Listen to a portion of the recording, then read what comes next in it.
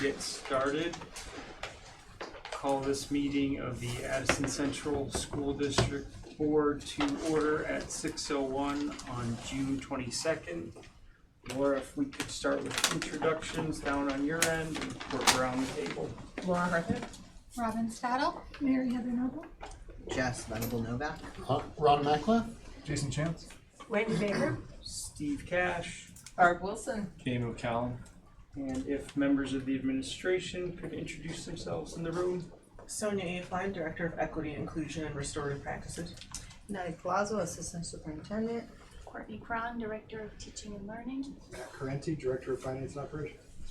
All right, and then we will go online to board members. We'll start with Steve. Steve Orzak. All right, and Ellen. Ellen Wheelan Weist. And James. James Clark. All right, thank you. That moves us on to our next item of business, or rather, first item of business, which is our agenda. Is there a motion to adopt our agenda? So moved. All right, is there any discussion about the agenda? Okay, we will vote on adopting the agenda. All those in favor, please indicate by saying aye. Aye. Right. All those opposed, please say nay. All right, Steve Orzich, I'm interpreting your raised hand as an aye. Is that correct? Yes, that's correct. All right, thank you. The agenda is adopted. Laura, are we good with tech? Everything good to go? All right, I didn't know if you needed a minute to adjust volumes or anything. So. I think we're ready. All right, that brings us to our next order of business, which is our first public comment period for the evening. We have one member of the public joining us in the room, and do we have any members of the public online?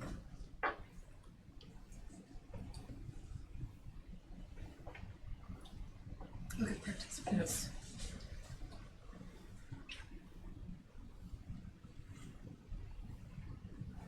Not really. All right. If Anyone? anyone would like to make a public comment, please indicate by raising your physical hand or your Zoom hand, and we will start in the room, and then we will go online. Yes. I'll just take a minute to introduce myself. My name is Deborah Pinkerton, and I live in Shoreham. And I sent Barbara a letter of interest in possibly assuming that seat on the board. So I'm here to learn, to get to know people, and just to see where it might lead. So I appreciate everyone being so welcoming. Thank you. Thank you. Thank you. Thank you. All right. Is there anyone online that would like to make a public comment? All right, and there are no more members of the public in the room, so we will close out our first public comment period and move to our next item of business, which is a recommendation to approve the minutes from June 8th, 2026. So moved.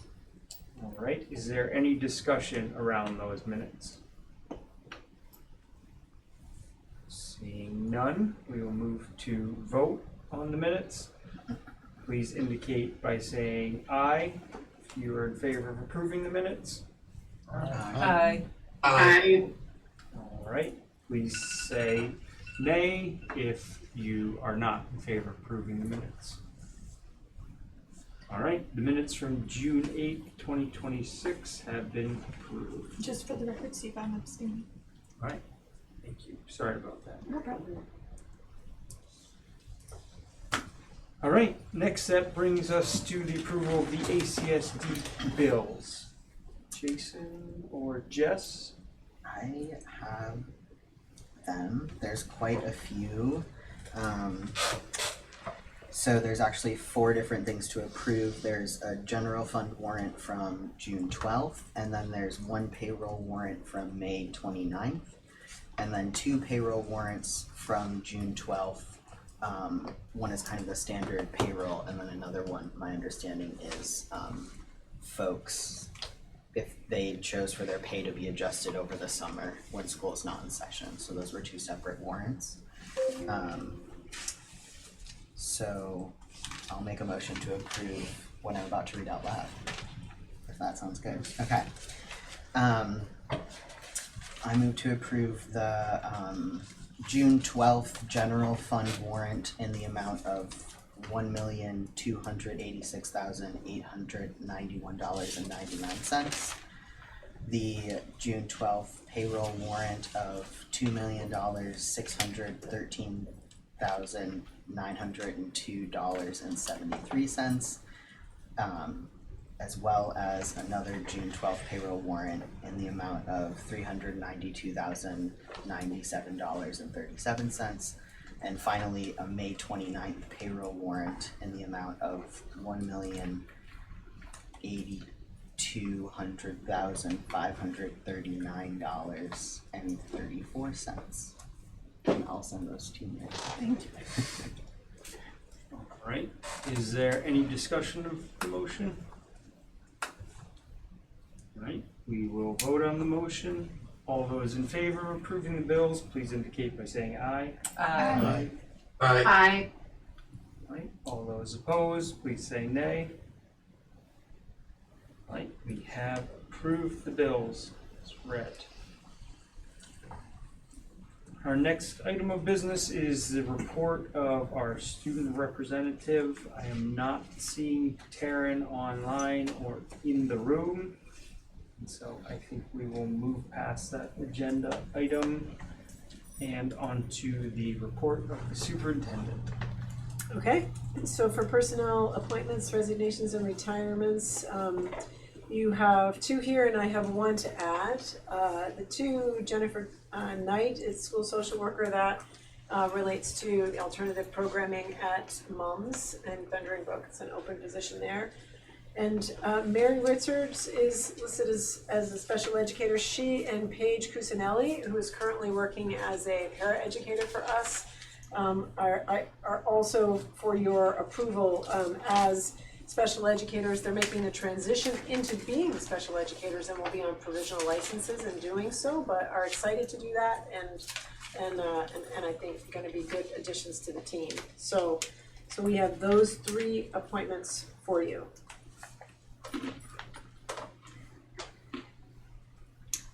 I will move that we approve the personnel appointments as presented in the minutes and the addition of Paige Cusinelli.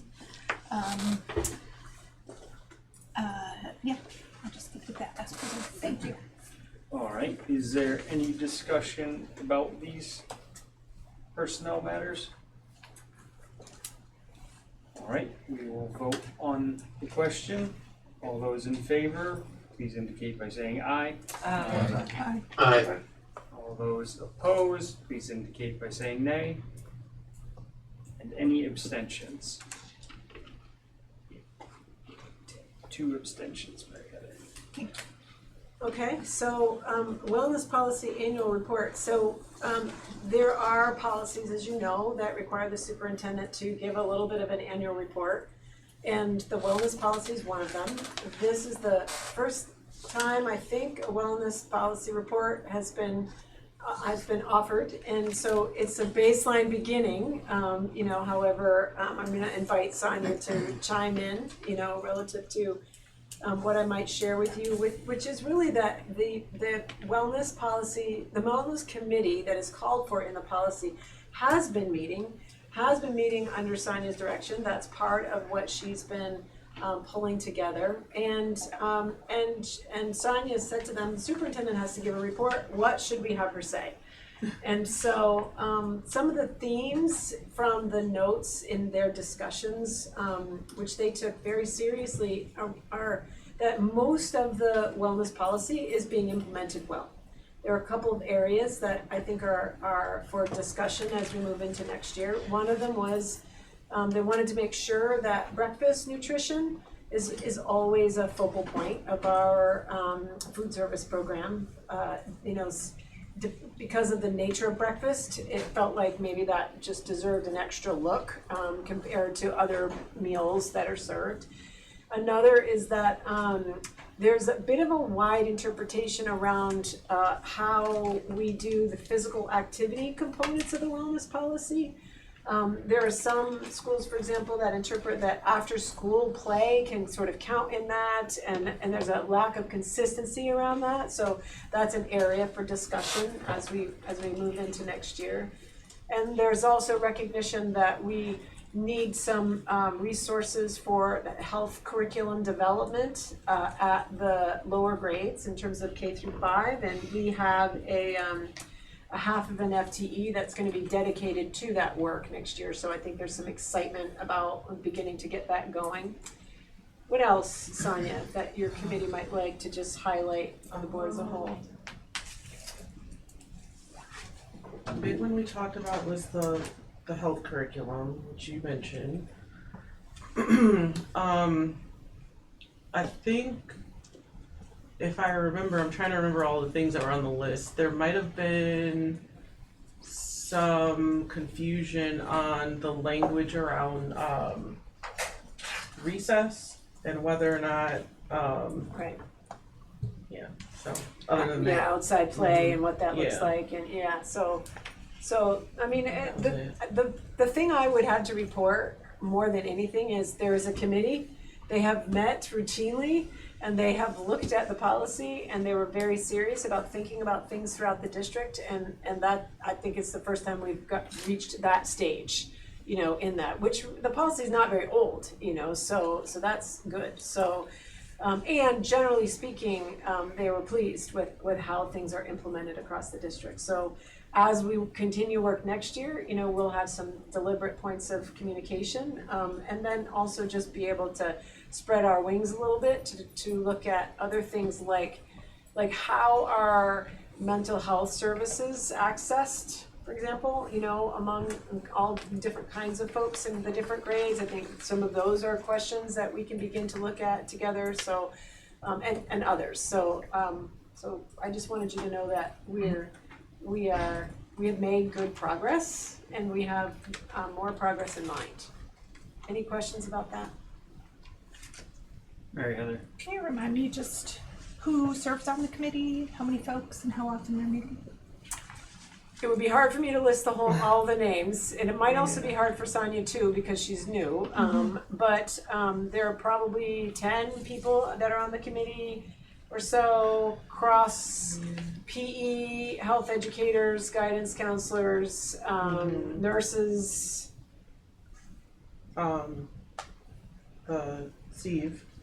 Steve Marinelli, food service, yes, and probably a building principal.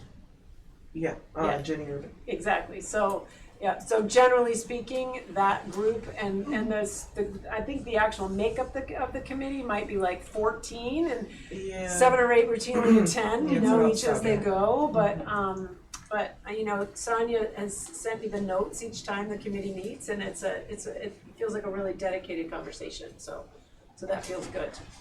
Thank you. So it's all district personnel? Um, or within the school district? Yes. Yeah. Yes, I think that's true. There's 3 parents who Except for the signed 3 up, parents. but they never, they didn't attend any meetings.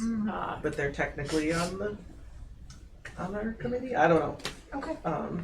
Yeah, that explains why they're not on the list in Yeah. terms of attending. Exactly. Okay, so it also, I think the intent of the policy is probably broadening that a little bit, you know, in terms of other maybe health professionals that are in the area, and so I think there's good work to be done there too. I'm glad you asked that.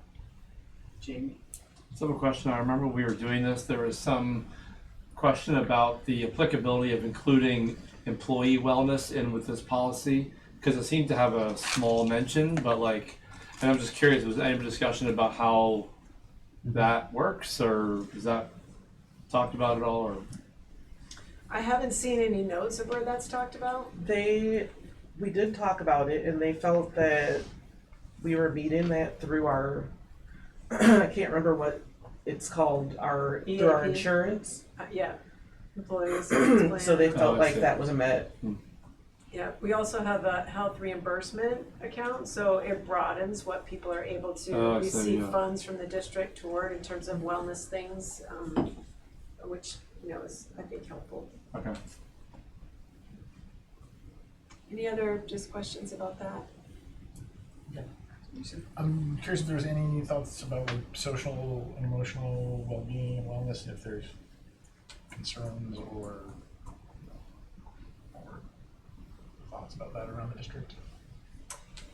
My guess is from the notes that it relates to the specific aspects of the policy, which are not as spelled out in the way we think about broad social emotional learning and well-being, like other data that we might collect, but I don't know. No, yeah, I don't think there's anything that we discussed from the policy that really touched specifically on social emotional well-being of students. I mean, it does broad, like kind of vaguely, but nothing that they noted was not being met.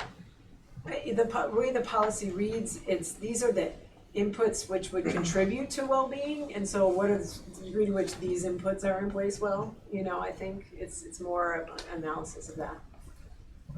Yeah. Yeah, Ellen. I think that I cannot remember how long ago, but we had heard from some concerned folks about the use of recess as a disciplinary, or the access to recess as a disciplinary tool. And I think also in the policy, there's something around food, using food as an incentives tool and sort of trying to avoid both of those. I'm curious, Sonia, you mentioned that there was confusion about recess. If you have anything to say about, is that one of the things that's maybe being implemented less consistently across school communities? Yeah, that was one of the discussions a while back.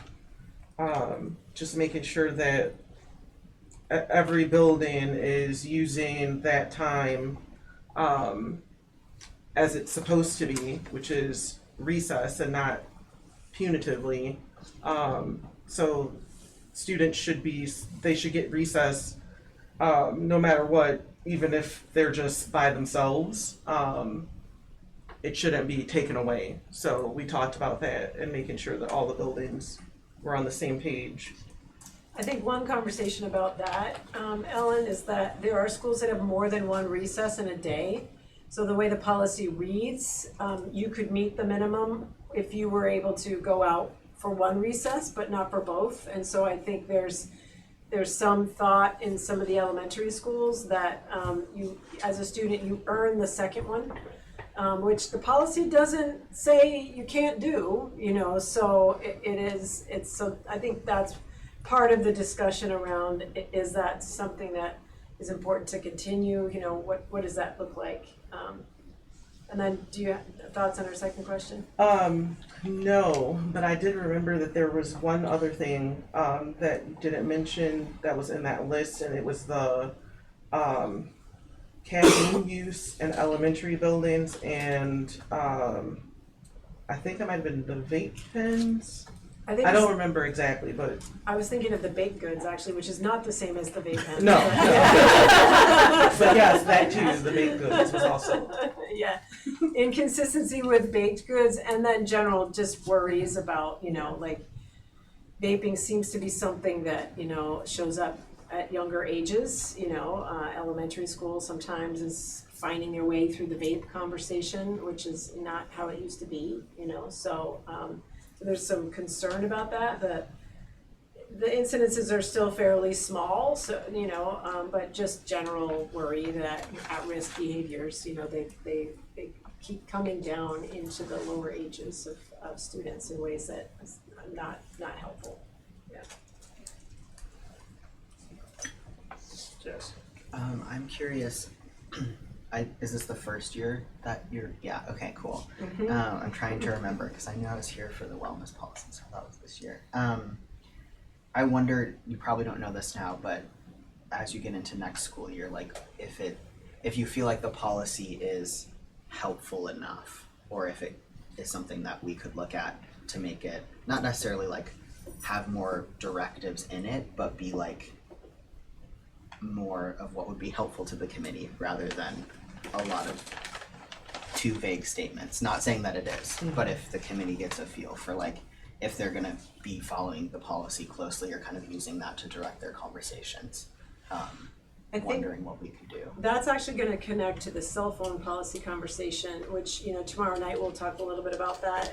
And interestingly enough, some of the students that I met with Ben Weir at the high school to review what was it like, you know, to be the year without cell phones and how it advised us, and giving you a preview of what tomorrow night's policy committee will hear.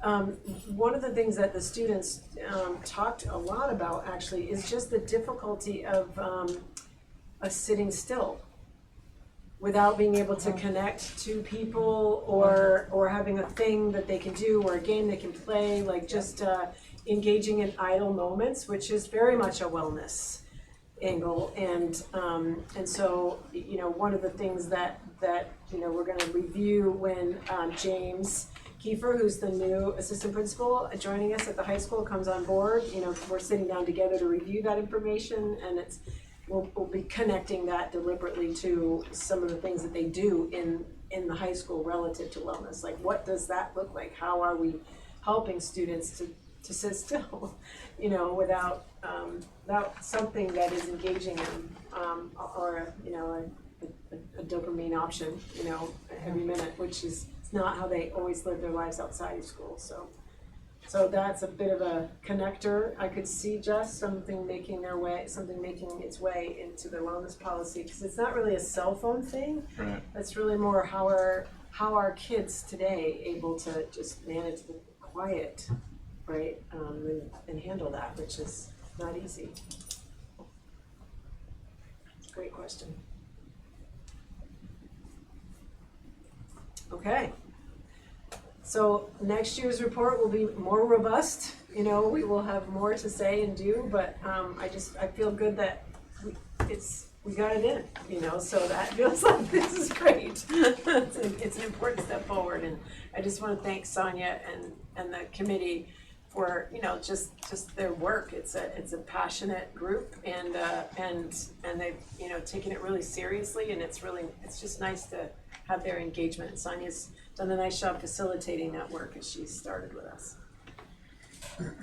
So we have a yield bill presentation, which before Matt launches into that, which will then be followed up with the standard approval of the FY27 line of credit that you always have to do at this time of year, which is just you know, tax anticipation line. I just wanted to share under other, so I'm rearranging my own report agenda, communication that came from the skate park, Middlebury Skate Park team.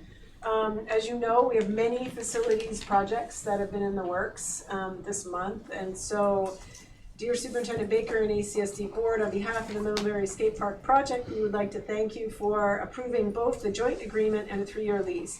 These are both required for the LWCF grant. We need to move this project forward, and we're grateful for the partnership with ACSD. The board and staff support are key. Thank you. And MSP board members Ethan Murphy, Phyllis Stinson, and Jill Quackenbush.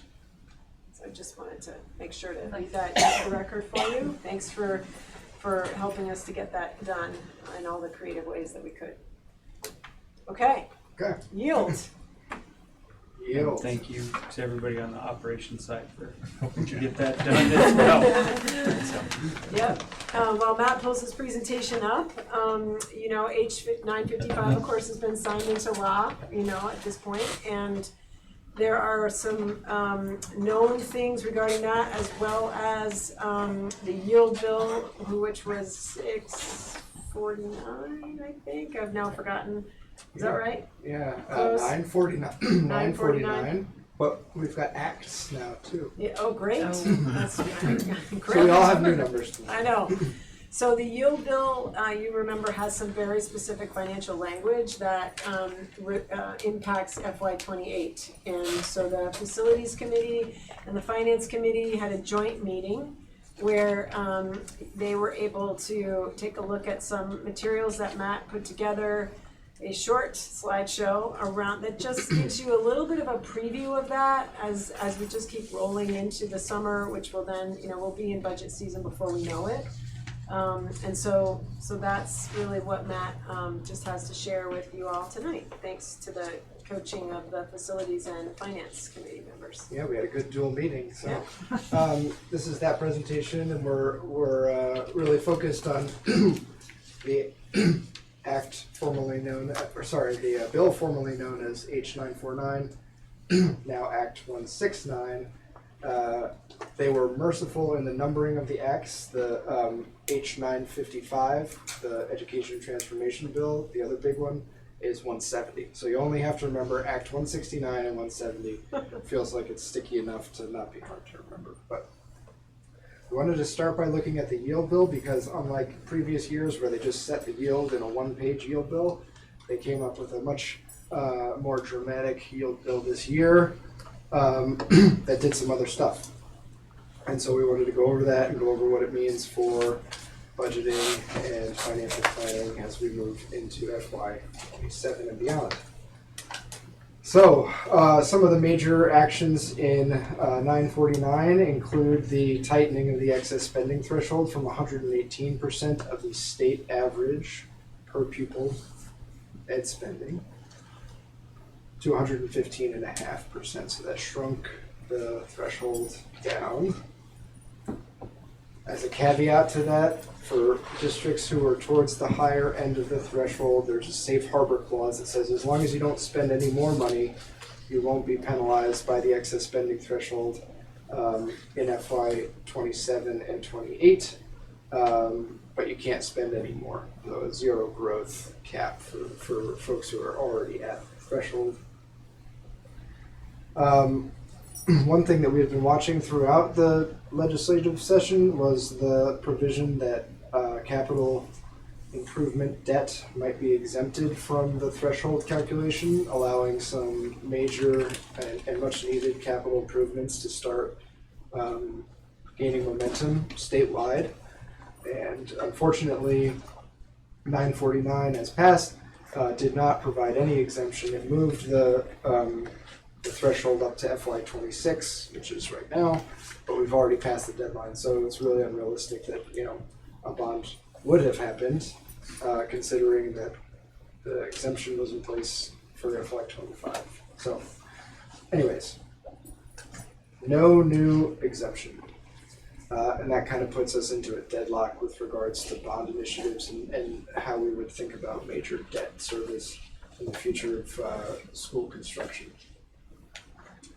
949 also included a buy down, which was a priority, I think, for the governor to cushion the tax rates statewide. So $100 million of surplus used to buy down the yield, which actually buys up the yield, so that it buys down the tax rates and brings tax rates down. It's one-time money, so we're always thinking about the elasticity of something like that, where if you spend it one year and you don't spend it the next year, what happens to tax rates if the economic forces are the same.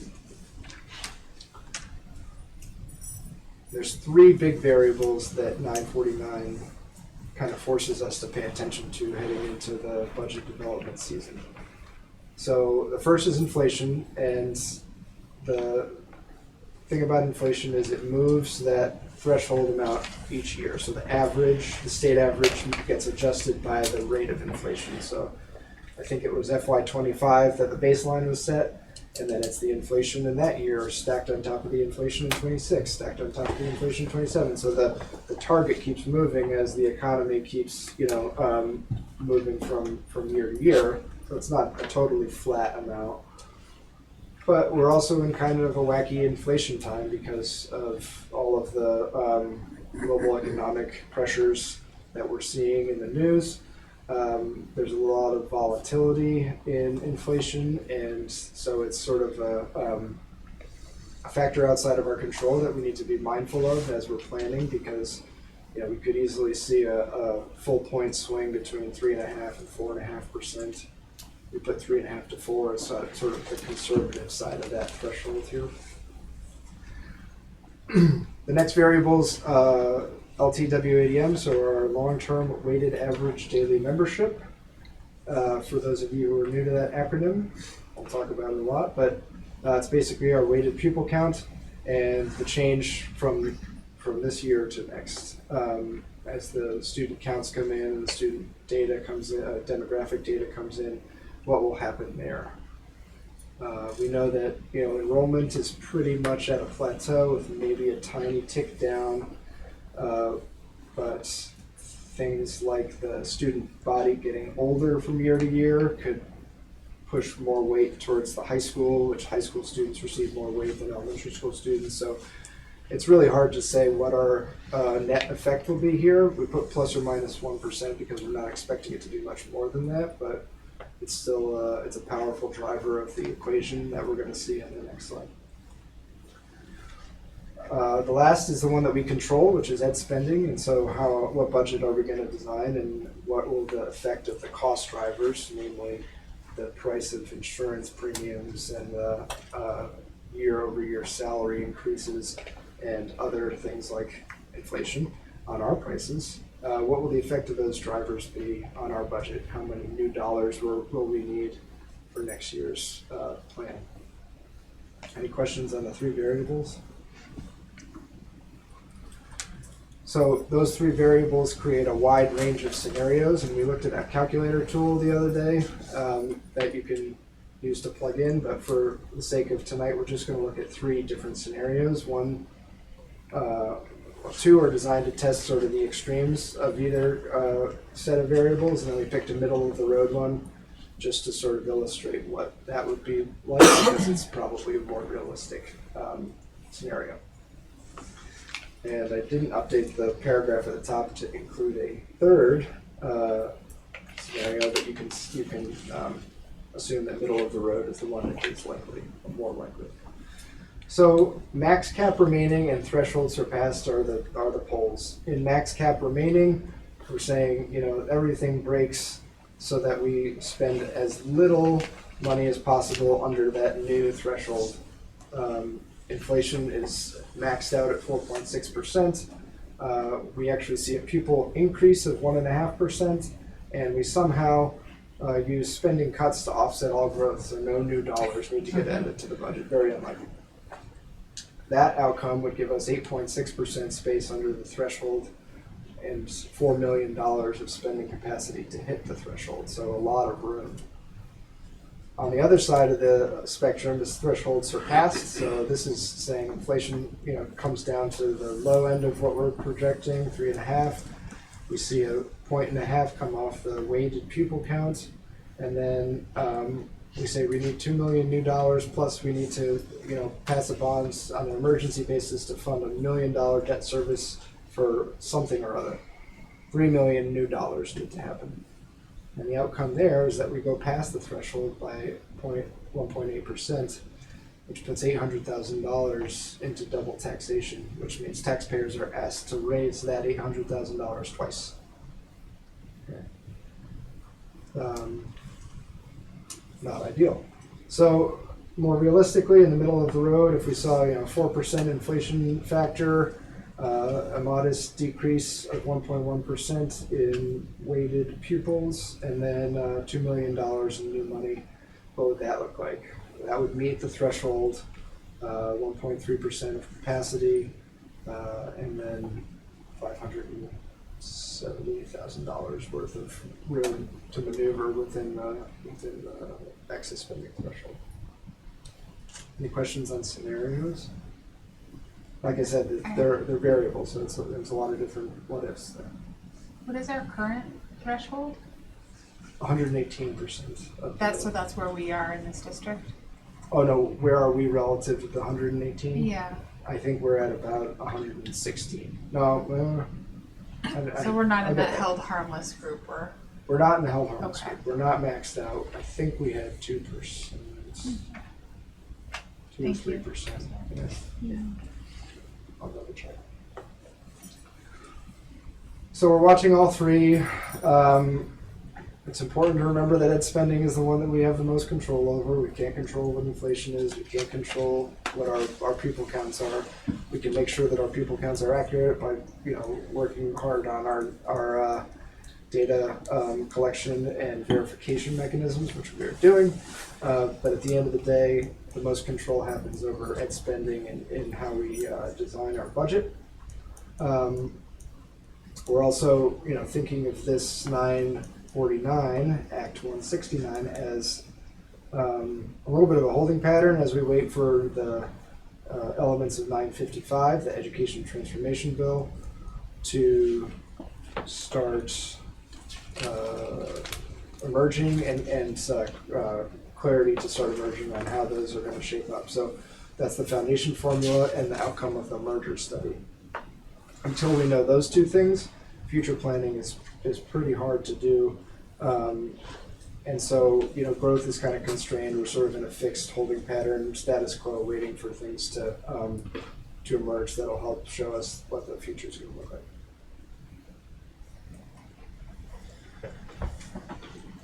We have two timelines here. The one that we're talking about right now is 949, and I have a 955 one as well, just because they are kind of related. In 949, you can see these are not fiscal years, these are calendar years, 2026, 2027, 2028 to 30, and then FY31. In FY31, 949 says we're going to drop the threshold again to 112.5%. So the sort of status quo of 115.5% will go into the FY28, FY29, and FY30 budgets. The FY31 budget will need to shrink even more to meet the threshold. So there's a tapering effect over the next 4 budget cycles. Yeah. And remember that really, the thinking behind that at the legislature was that, many are concerned that the new biennium members will not follow through with the foundation formula. It isn't okay to go as it is. The Act 170 now, stipulates that other things have to be determined, like what is the CTE payment and what is the transportation amount and how are we exactly doing funds for students with disabilities.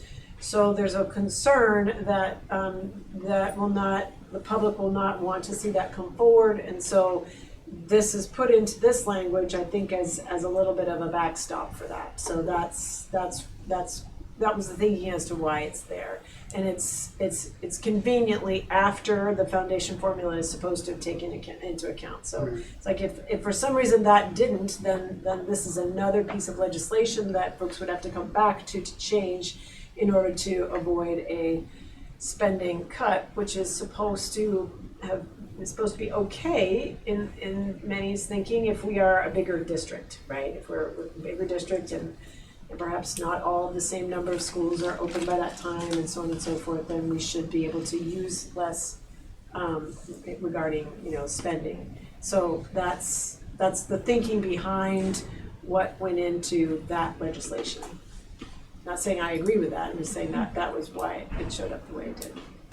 And if you were to compare the timeline of 955, now Acts 170, to the previous one, 949, you can see exactly what Dr. Baker mentioned there. We have July 1 ceases go into effect. In December, the study committee launches and then spends the next year or so writing their report on merger studies. And then there's a board response period, a state board verdict, public vote in 2028. Foundation formula slated to go into effect in FY30, so July 1st of 29, which would be the last year of the 115.5% threshold. You do have a hand online. Yeah, Steve. I was wondering if you are hoping for any kind of benefit from the CISAs to cut any of our expenses like transportation or insurance or anything of that nature that might help in keeping us budgetarily solvent. I think, Steve, any of those we would see in FY29. We would not see them in FY28 because it's going to take a little bit to get that up and running, and then for people to agree on the services and what might that look like, and then to transition some services. So I would say any financial savings from the CISA would likely occur in FY29. But shrinking the threshold definitely puts pressure on districts to optimize spending by doing things like, finding efficiencies of scale, using the CISA as a mechanism, a hub for that kind of bundle. Right. One of the things that this brings up on some level is, Steve, for example, I think shared that he's gotten communication from other board members, either in our voluntary merger pod that we're supposed to be working in next year, and or that relate to our collaborative educational service agency. We also, receive tuition students from Hancock, Granville, Rochester, and we've received communication from those parents that talk about how important the opportunity to still continue to be part of our district is.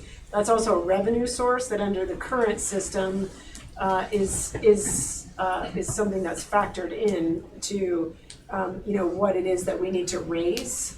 So, it may come up this summer, even at the earliest, that connecting with some of those boards and just talking about their thoughts in terms of the future is apropos. If more communication among board members and chairs. Boards can choose to be part of any voluntary merger pod or CISA. There's a process that you would go through to wish to do something other than what you have already been assigned to do. So, some of those types of conversations are also going to come to bear in terms of where students are and what that looks like once we get into probably FY29 and FY30. And there is one of those meetings that I'll be attending planned for this Wednesday at 1:30, and I'll be there representing ACSD. Mount Abe will have representation there, Champlain Valley School District, Lincoln School District, Mount Mansfield.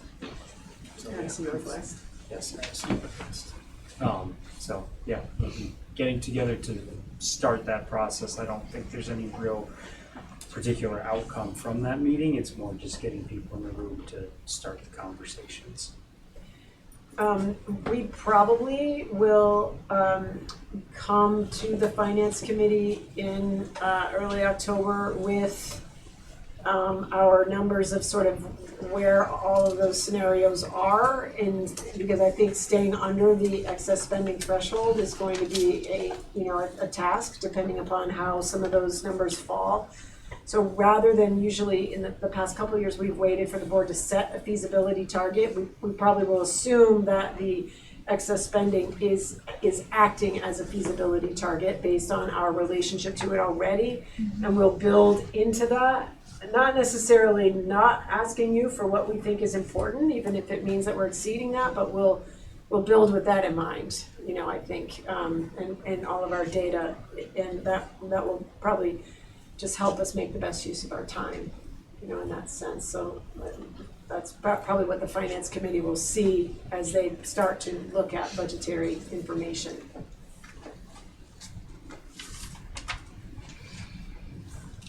That's the end of the presentation, but happy to answer any questions that might be lingering or move on to the next thing.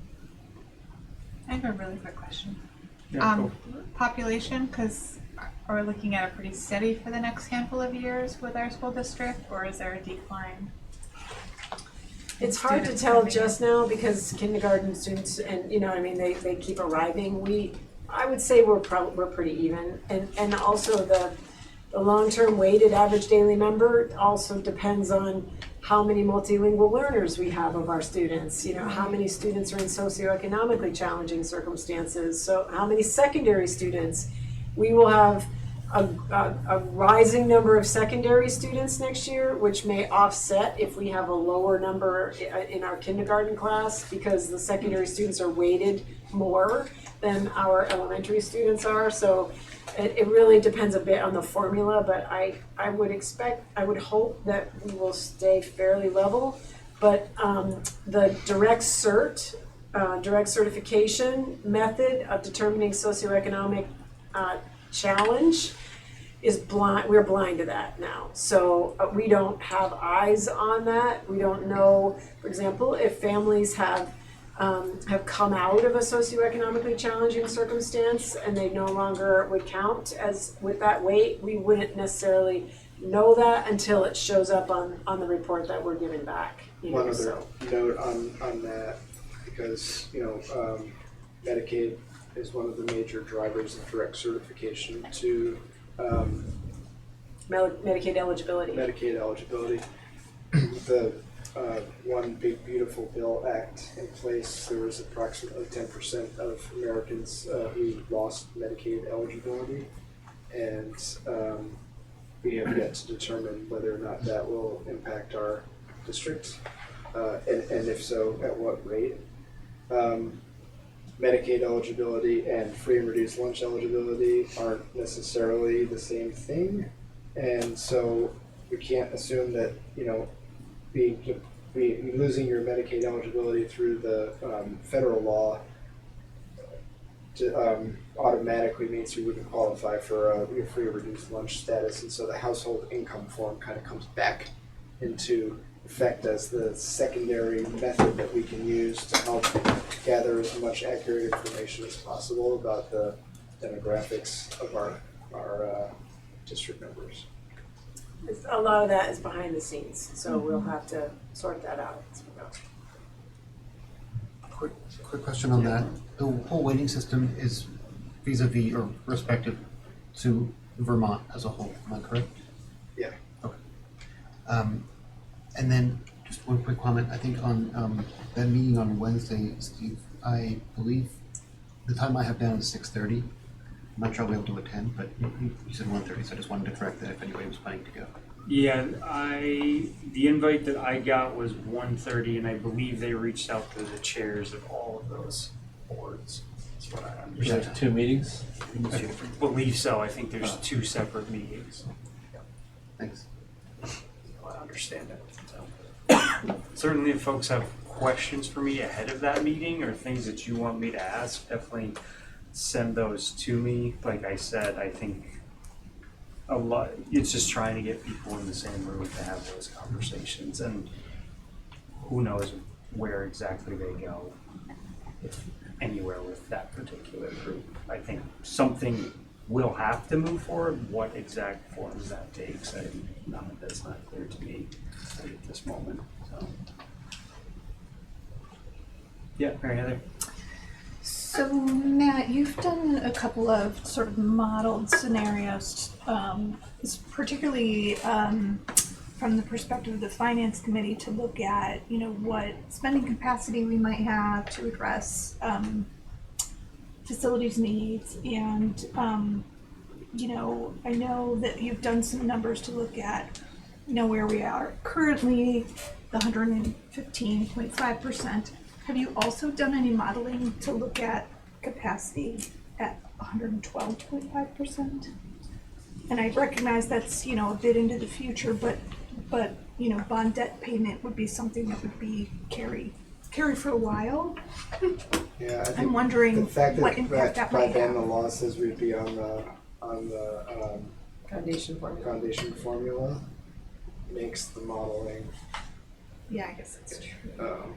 easier in a way, because Yeah. we know that we'd be kind of on a fixed income in terms of our Right. revenue that we receive per pupil basis.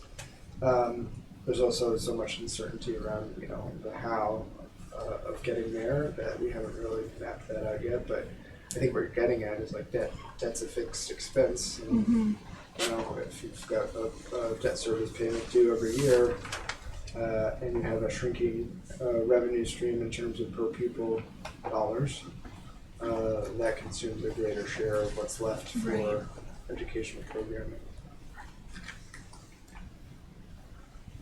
Yeah, Jess. For the 3 scenarios, the middle one, that was kind of like not either extreme. I think you had 4% inflation and then the $2 million of ed spending. Oh yeah, perfect. I guess I'm curious, because I've only been here for one budget cycle, is like, does that 4% inflation and that $2 million of new money, from an operations perspective, actually budget for the programming that we would want to see in a new school year? Or is there still like a missing variable? Like, to me, I'm like, well, the 4% is like everything's going up at least 4%, so that's not helpful. Like, it's not helpful in creating any kind of a buffer. And the $2 million in new money, if that includes health insurance, drivers, whatever. So to me, I'm like, does that mean that we're still cutting programming or limiting programming? I think there's a step in between there. As you know, we're doing a lot of work to try to revamp some of our service delivery and specialized services, ways that we can become more efficient, right? So that any time we have a vacancy, it's always a review of, all right, where are we now with that? And has the programming advanced in such a way that we can continue to move it ahead without using the same resources? And what does that look like? So there'll be some of that, I imagine, that will take place. I mean, that's just organizations becoming more efficient, right? And innovative in that way. I think what you are pointing out is that, like, because we have had very small, arguably smaller than inflation increases over the past couple of years, we've taken out really the extra, right? The cushion that would ensure that we're not, hoping that we land the jet plane on the lily pad, at the end of the year. So we don't have any more room for that. If we really are to make any significant changes, personnel will be our only option regarding that. So it's a tenuous position to be in. It's possible that we may be able to work that out depending upon where health insurance comes in and what that looks like. But it's we'll have to have our eye very closely on the ball for sure. And we will be sure that if we are affecting programming in a negative way, we are highlighting that as here's what we'd like to ask for. If you are uncomfortable with that, this would be our next option, and this is the programming impact that would be had, with that, so that you and the public are very clear about, any choices that you might be making, which includes things on the operational side as well, and not just on the educational side. For sure. Yeah. It's important to remember that 75 to 80% of our dollars are personnel, staff, salary and benefits. If wage growth and healthcare premiums both exceed inflation, you don't have enough new dollars to afford that without cutting into something.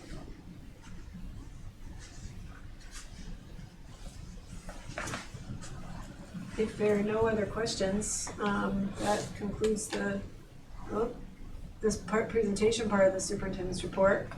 Matt's item for FY27 line of credit is the only remaining thing. This is a quick one, and so every year we borrow money from the National Bank of Middlebury to hold us over as we're waiting for tax revenue to come in so that we can pay the bills.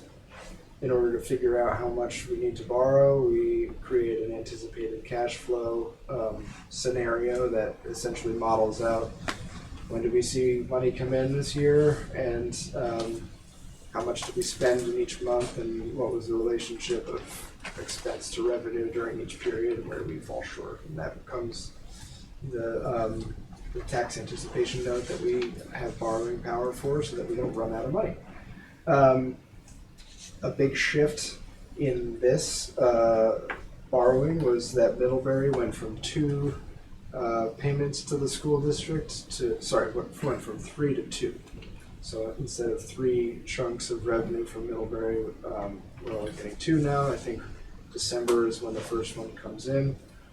So they usually pay us about $18 million in December. But until then, the fall is sort of relying on some of the smaller towns' taxes, and then this anticipation note to hold us through till December.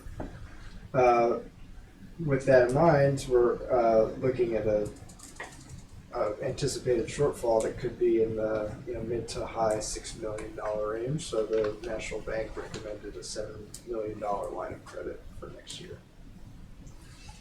And so that's what we have in front of you today in your board materials, as well as a recommended motion at the bottom there.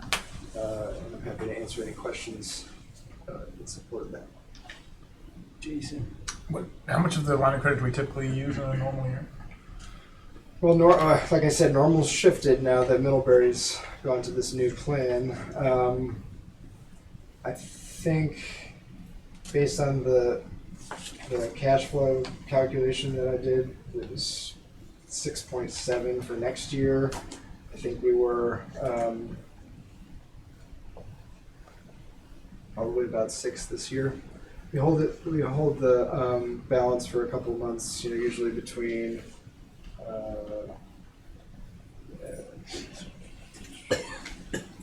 August and December, and then pay it all back. And so it costs us several $1,000s in interest to borrow those dollars in the fall, but that's the strategy that we've had for the last couple of years.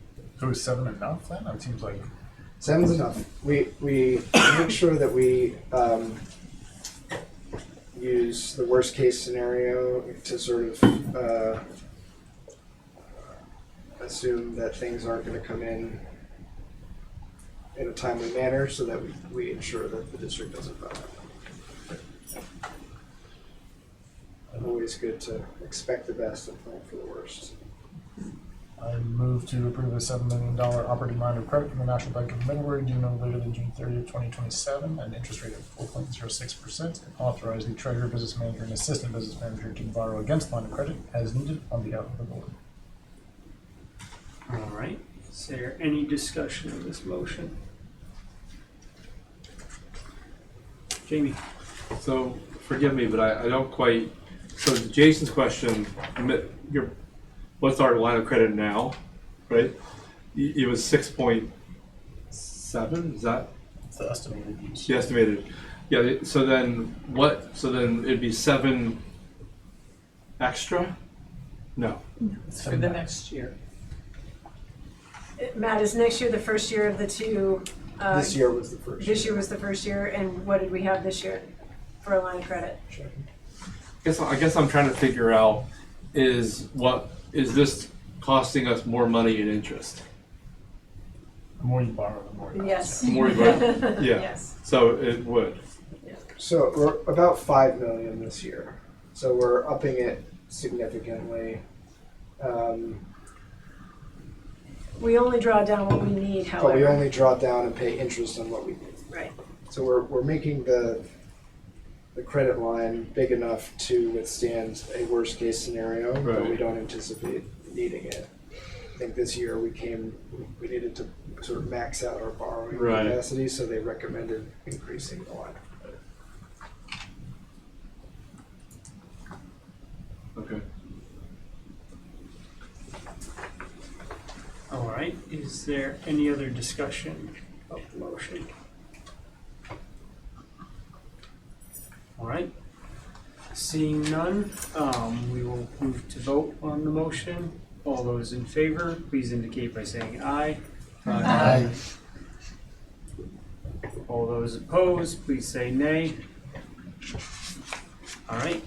The motion is approved. Okay, thank you. I'll just add that there are some signature requirements for this, and I've used DocuSign the last couple of years, but we actually have the actual paperwork here. So Michelle, our treasurer, will have some signatures to do tomorrow, but we do need Mary Heather to sign a few things, and on one page, a majority of the board. So I just want folks to anticipate giving it John Hancock before you leave, and I'll pass it to you. So, I just want to thank the administrative staff. this is your last board meeting of the academic year, and I mean, they have presented a lot to you, and I think we've done, 5 presentations together, and they are faithful supporters of board work, both in committee and in full board, and whatever we need, they will go to any lengths to create it and to try to put it together. And it's been wonderful to integrate both Nellie and Sonia into the district in that, and they, you know, and I look forward to their work next year. But you know, I so appreciate their partnership and the high quality of the work that they do. Yes. Yes. You guys want it? Okay? All right, nothing, any other? Nope, we've othered already. Yes. In the best way. All right, so our next agenda item is the report of the board chair. I don't see Steve Orzek up there. Is he online or? His service is dropping in and out, and he's gonna try to reconnect, but no promises. Got it. All right, just wanted to make sure. I couldn't see him, so as long as that's how it is, that's how it is. All right, so our next agenda item is report of the board chair, and we will be starting out with a discussion and potential action on the 2026-2027 board goals. And if you look in your board materials, you will see on page 21 that we have included the latest iteration of the 26-27 board goals. I know there's been a good amount of conversation the previous meeting, before that, and hopefully we can kind of close these out tonight and move forward. Don't have anything in particular to say about these. The language that is in red is due at least in part to some of the executive committee conversations that we have had in the past 2 weeks. And so that is where that language is from. Don't know if folks have thoughts. You'll also notice there is a 4th board goal added. That was sort of sparked by the conversations on June 8th. So feel free to chime in on that. It seemed like last time people were thinking that board goal number 1 was probably not the highest priority at this point, and 2 and 3 seemed to be more of a focus area, but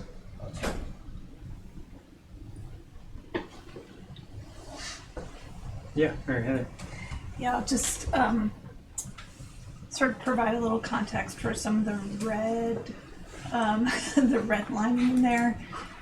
So some of this is just based on my listening to the board conversation on the 8th, the one that I missed, to try to capture like some of the things that came up in the language of the goals themselves, whether or not the board wanted to have 1 or 2, and the 4th goal was kind of, at least this is what I was hearing when I was listening to the conversation, because clearly there's a lot of uncertainty or concern about, you know, what's happening to the district and what's going to be the impact of these, of this legislative work, in particular on us financially, and how to make sure our stakeholders understand that, because that's going to impact our budgeting, and you know, obviously they're going to be making decisions on our final budget, voting on it, and so it's helpful for folks to have the context. And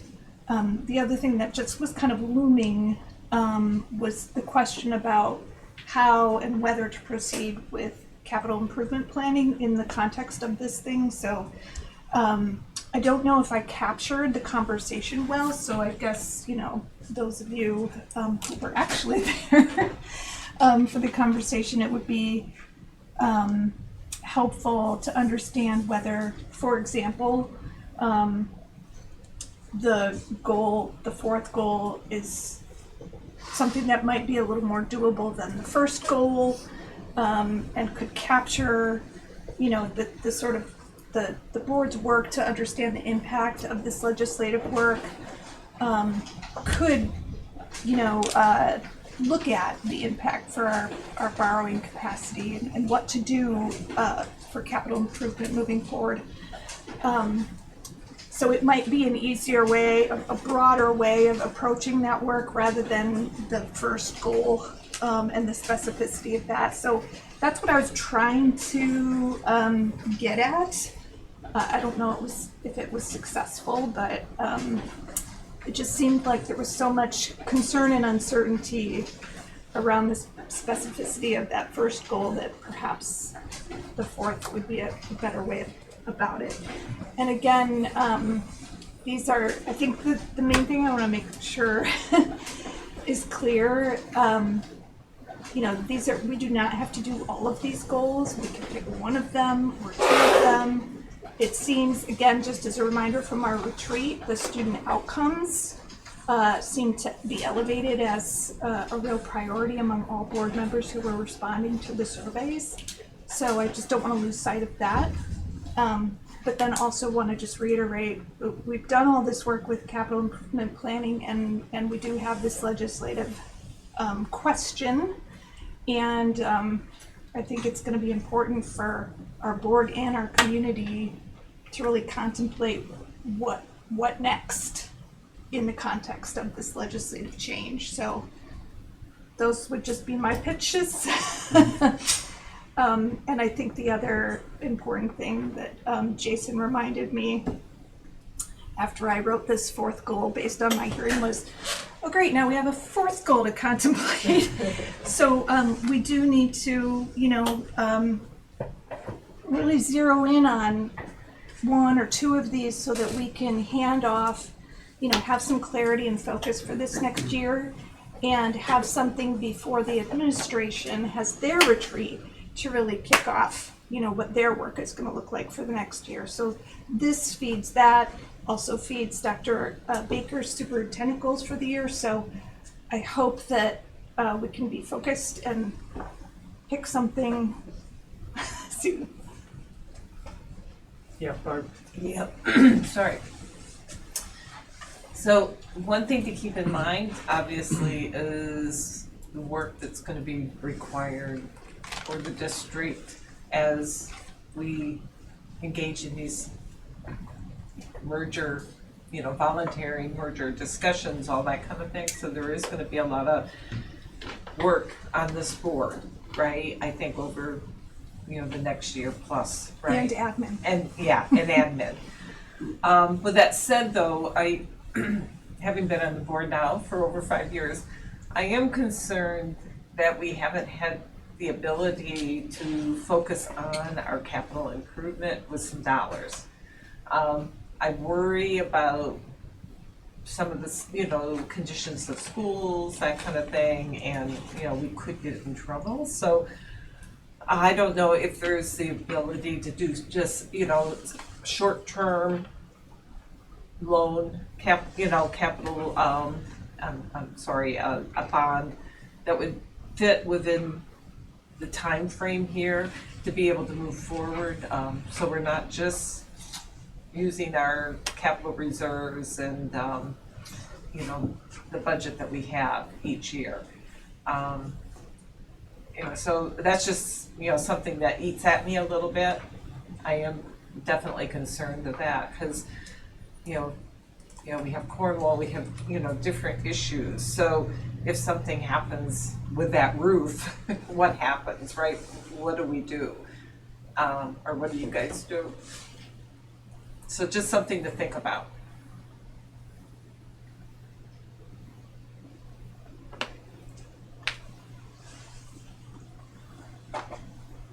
Yeah, Laura. Just because we don't have something as a board goal doesn't mean we don't have to work on it either. Just gonna That's true. put that out there.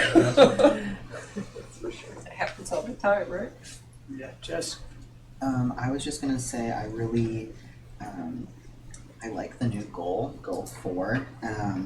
Just kind of a lot of what you laid out, Mary Heather. And also, I'm into goal 3. I don't remember who said it last meeting, but someone kind of highlighted that of the first 3 goals, that's the one that isn't going to get done unless we decide to do it, whereas goal 1 and 2 kind of fit into committee work.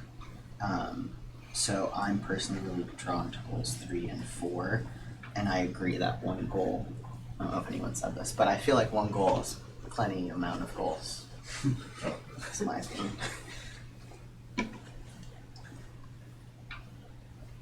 So one note about goal number 3 is we sort of took it out of the like actually evaluating some or a previous decision, and basically just said we would set the stage for it, like basically write the test and not actually give the test.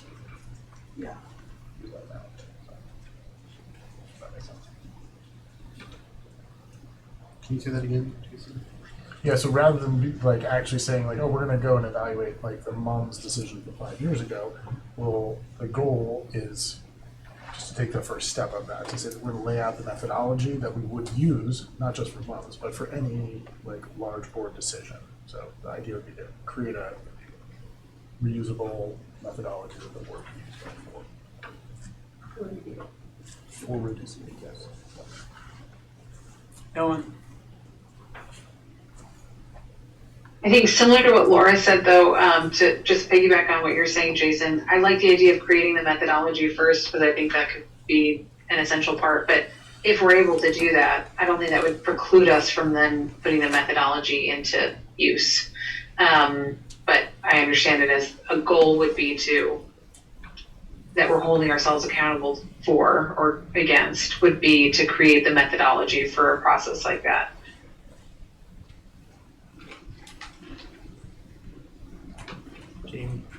I guess I'm confused about this just because it seems like the methodology to answer the question would be dependent upon the question. I guess like we wouldn't use just any method for any question or whatever. So what would we be doing here? The implication here to me is that there's like a universal thing that we would do if we want to evaluate a decision, and it feels like every decision would require potentially a slightly different approach, different methods, and whatever, blah, blah, blah. And so then this, I guess I'm just confused. I'm guessing, Jamie, if we tread into the research world, that we would be using a case study methodology and determining what are the parameters of that case study that we would be thinking about, and and what does that look like? So, which could be mixed methods, though frowned upon, but allowed, and from time to time, but something like that is probably how the conversation I've been party to translates into the research world. Oh, okay.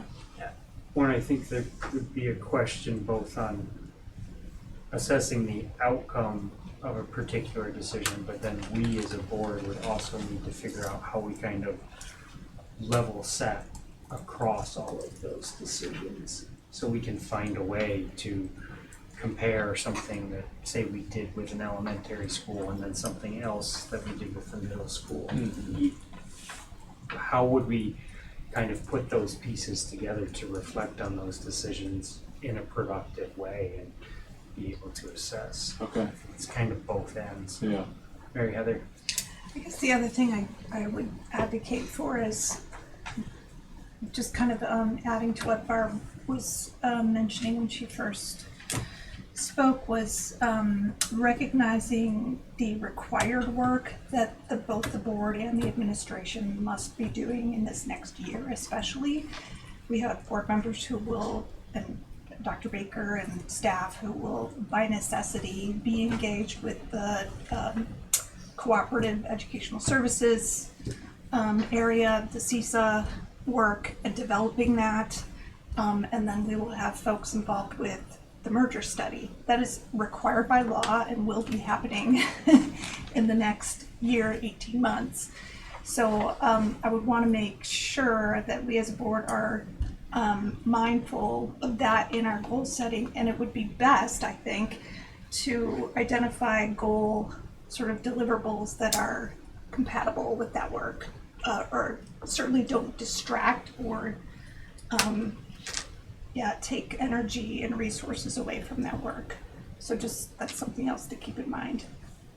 It could be that if you chose to do, for example, goal number 3, you might have a consultant that works with you around that. You know, because I mean, Right. the admin, right? We are going to definitely be in goal number 4, and actually, our whole leadership retreat is really organized around goal number 2. Like, so this year you've had a lot of presentations that either say things like we don't have that data, or we have a little bit of that data, or we have to get better at that data.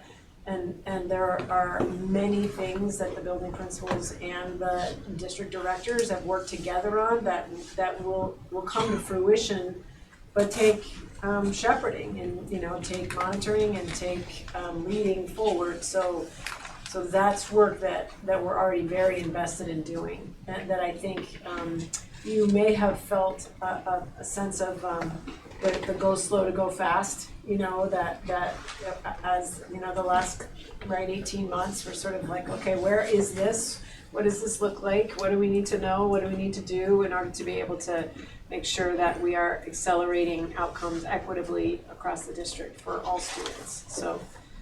So we will be doing that. An example of that is thinking about secondary data, right? So Courtney will be working very specifically with administrations both at the high school and at MOMS to start to put together what is the data that measures belonging, access, and student success across that profile, because it's very different from the elementary pieces that we've worked with more in a group. So that's an example of the kind of work. We'll have a number of new systems that relate to that specifically. So I think we will be heavy into those two for sure. So if you have needs outside of that, then I will work with the executive committee about what our team can deliver and how best to accommodate whatever else you feel is important. But it may be that we're bringing in some assistance to help with some of those pieces, so that we're making sure that all the work continues to be of high quality.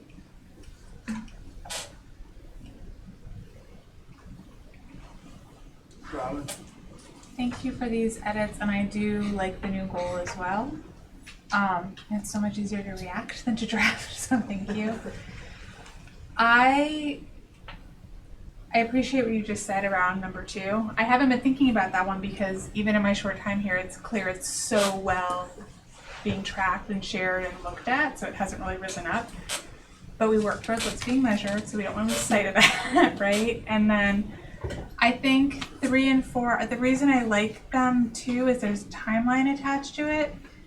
I think the wellness report you just gave us is a good example of, I think we often say we want a report, but I haven't seen like a timeline or like a real formality around like when we actually expect reporting back. And so I worry if we're like, we just want to report in the future, it gets lost, right? And so I like that these have timeline incorporated into them and structure on them beyond our control even. So whether they need to be a formal goal or not, I think is a good question, but I do think we're going to be talking about them no matter what, so having some structure up front would be beneficial. And especially thinking about, I didn't even think about other retreats that we'd have to look forward to those too. So.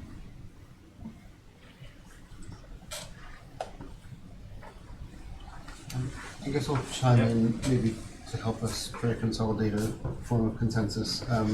One feels to me like it's from a different world, and we're not really, I think the legislation as it's been advancing has brought us into a different situation, which I think goal number 4 does a better job of pulling the community into our thinking about how to approach that. Goal 2 being on the committee whose name I cannot currently that feels like something that we're figuring out and is like in progress, but I'm pleased with the progress. So I feel like that's a goal that setting it wouldn't really do much extra towards. 3 and 4, reiterating Jess and Robin, seem like things that we might get some added benefit from setting these as goals. Especially goal number 4, I think. The one worry I have with goal number 4 though is that like we're going to have trouble knowing what questions to engage the public with as the shape of what's coming is only becoming clear. So how that process works in terms of iterating against itself, I don't know, but I think that's nonetheless a good goal to keep in mind. The one question I have about goal 3 is, it's how specific to make it. And I do also worry that just kind of setting up a general methodology, I'm not clear if that refers to the way we make decisions in here, or kind of evaluating the outcome of those decisions. And I do think like the origin of this goal was that, as a board, based on the information we had, we made 2 pretty important decisions that have to do with blending learning communities. And I think that's the core thing. I want to make sure that if we do adopt that goal, it would be about understanding how we measure the impact of those decisions to blend learning communities. That seems like the crucial element that with the modifications that you were talking about, Jason, I wasn't sure that would be in. So I guess, could we perhaps lay out what goal number 3 actually does look like in the way the executive committee has been thinking about it currently? Because it sounded like you had some pretty serious changes from what we have in here. So the red text is the updated language that keeps it very vague. It says consequential decisions only. It does not reference details about what those consequential decisions are. Mary Heather. I think, and part of this is in response to that observation, Ron. When I was listening to the June 8th conversation, there seemed to be some question about the timing of that review, and we have a school. So Ripton and Salisbury has been together for 1 year. Shoreham and Repot has not been together yet. So the act of doing a review before the blending has even happened in one of those schools, and again, recognizing the sort of lag time that you need to be able to really evaluate student data. That was something that was brought up during that conversation, and something that we discussed in the executive committee. Recognizing also that the aim seemed to be at getting after that DQS standard of, showing board accountability, having some kind of methodology to be able to review a board decision and look at the impact. So I think with respect to the initial question, yes, I think that's valid, but it seemed too early to engage in a goal and devote board and administrative resources towards something where we don't even really have the data yet. The data don't even exist yet. Seemed a little bit premature, but also recognizing that board accountability, methodology, and putting some thought into how one might go about doing that, or how, what might be a case study approach to arrive at how to, reflect on a board decision, and what kind of data would be necessary, and what are all the parameters you'd want to look at? Would you want to look at financial? Would you want to look at student wellness and academic data, and just really start thinking about the scope and the methodology of that process? So that was kind of what precipitated the red language changes in there. I guess just while I have the floor, I think the other thing to just keep in mind is, again, I think we need to be realistic and intentional and you know, I've been hearing from other people's comments that like, oh, well, we're already working on goal 2. Again, I will reiterate that this was the one that kind of came up from the survey that everybody, not everybody, but most people participated in and identified as the important work. And the other thing is that the board's specificity of the goal, particularly with respect to incorporating secondary information into this work, that does inform and help the admin staff really focus and hone in on what's needed.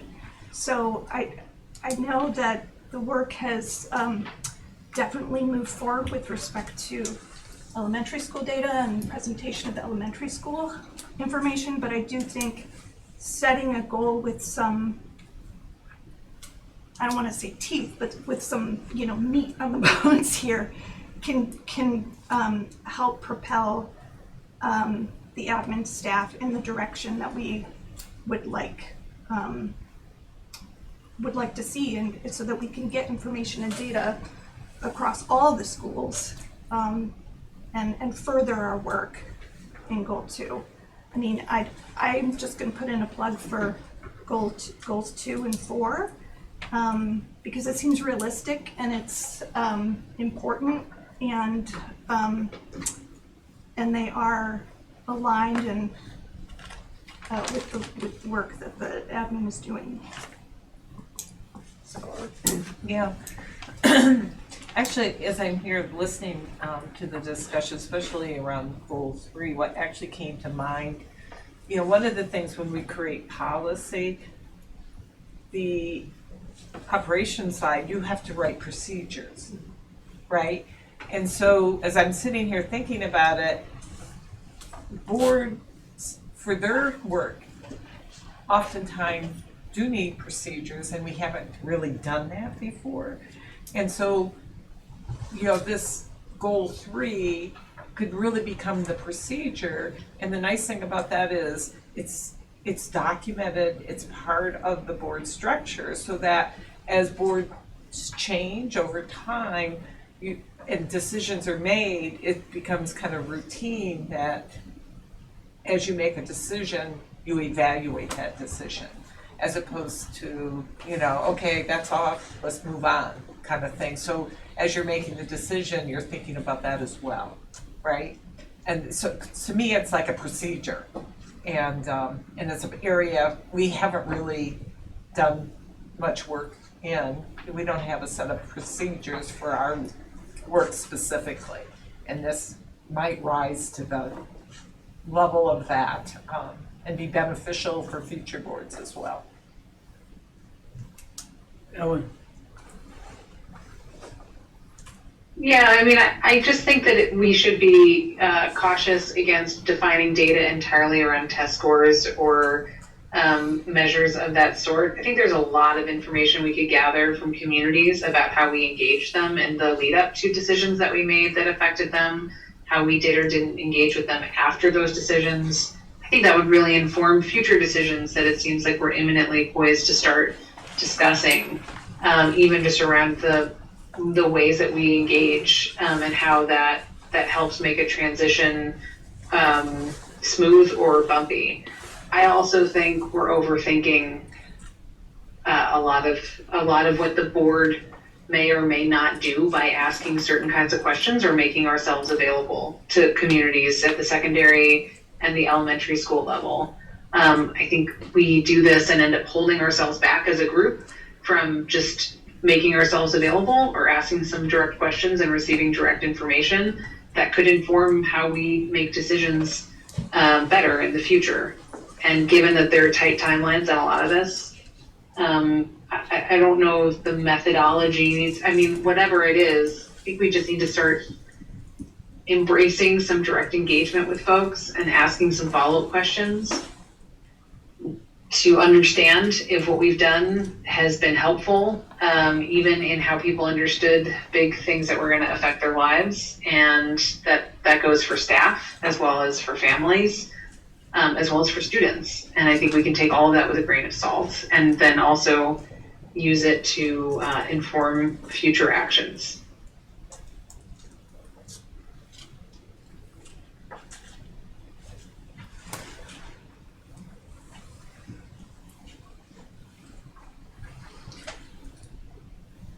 Yeah, I got it.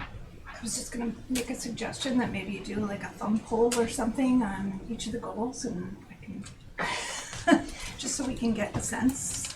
Yep. I mean, I don't know if folks are ready to vote on any of these, or just trying to move it forward. Yeah. Should we say like up to 2? You can go in favor of up to 2? Yeah, maybe that's Folks, the way to go. good with a straw poll vote. Yeah, I'm just gonna get my worksheets out.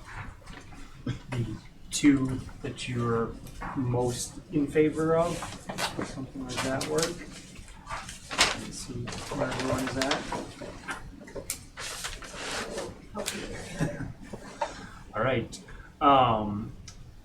So we will start off then with goal number 1, which is community engagement for capital improvement. Yeah, Mary Ann. Well, I was gonna say perhaps a more efficient way of doing it would be to just have people identify their top 2 Yeah. and go around that way. Does that work for folks? Yeah. And maybe also if they have any, because these texts are still being shaped, if they have any comments on the shape of the 2 versions we have here. All right. Yeah, so if folks can state your top 2 preferences for goals and then briefly any language additions or subtractions that you might have. We can start at either end of the table, Jamie or Laura. I don't know if one of you want to volunteer to go Sure. first. All right, Laura, we will start with you. I go with 2 and 4. I am also going to go with 2 and 4. Same, 2 and 4. I'm gonna go with 3 and 4. I would go with the original number 3 and number 4.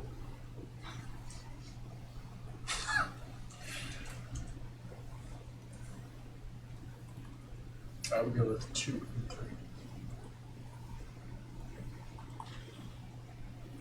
I'm going to abstain for the moment. I'm thinking I should as well, because I'm not going to be here, so I feel bad weighing in on the work that you guys should be doing, would be doing in the future, so I'm gonna abstain as well. I'll go 2 and 4. All right, and then we will go online. We will start with Ellen. 3 and 4. All right, and then James.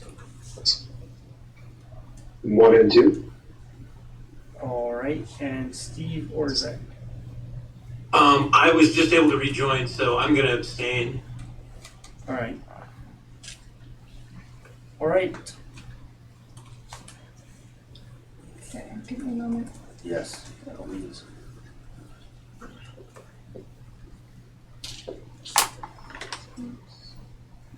Can I ask a question? Yeah, by all means. Well, I missed the retreat, so I wasn't there for that discussion, but based on our last meeting, it felt like there was some conversation about goal number 2 being like, is it really a board goal because it's really operations work? And do you feel like the edits have made that switch? Like there were notes about that from the retreat as well, that number 2 was like, well, that's just the work that the administration does, or will be doing. And so, yeah, to me, the edits feel like they capture more, but I don't feel like a full shift. So I'm wondering, generally, anyone, but also Dr. Baker. Yeah, the edits are really helpful, actually. You know, there will be some policy work that we need the board to attend to. So, you know, that's in there, and that's really helpful. And it is really helpful as you go through your strategic plan and to, I think it was your point, Ellen's, who said, you know, it's about more than test scores, and your strategic plan has right? VTCAP scores as its focal point. So by bringing you other things and saying this is what we're thinking about and having you weigh in on that, which I think this goal captures, you know, like how does that feel to you? And that's actually a really helpful partnership. So just want to report, so goal 1, obviously 1 vote, goal 2 received 6 votes, goal 3 received 4, and goal 4 received 7. So 2 and 4 are prevailing With 3 preferences abstentions. among the people who voted. Are there anyone who have abstained? Who? Can you just go down that list again? It was 6 for goal 2, 4 for goal number 3, and 7 for goal number 4. Mary Heather, what was your vote? Mine was 2 and 4. Yes, Steve. Yeah, I abstained. I would like to vote for 1 and 2. Okay, so now we're at 2 for goal number 1 and 7 for goal number 2. 7 and 4 still.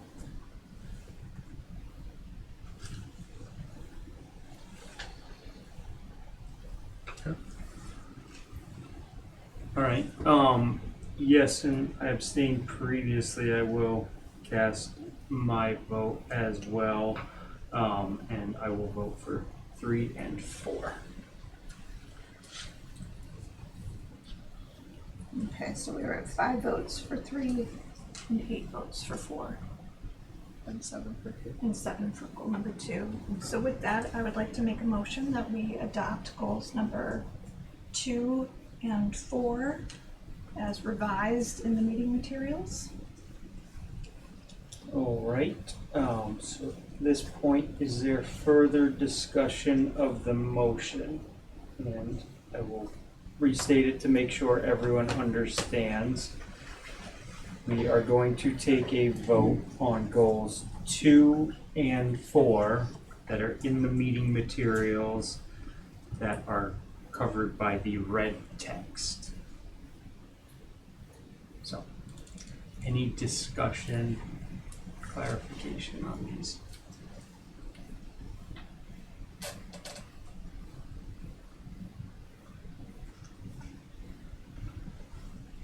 Robin. I don't think it needs to change the text, but I just want to highlight our community engagement policy is not specific. So by saying we're following it, we're not really saying much. So I just want to flag that as that's going to be a board effort going forward when we start talking and formalizing this.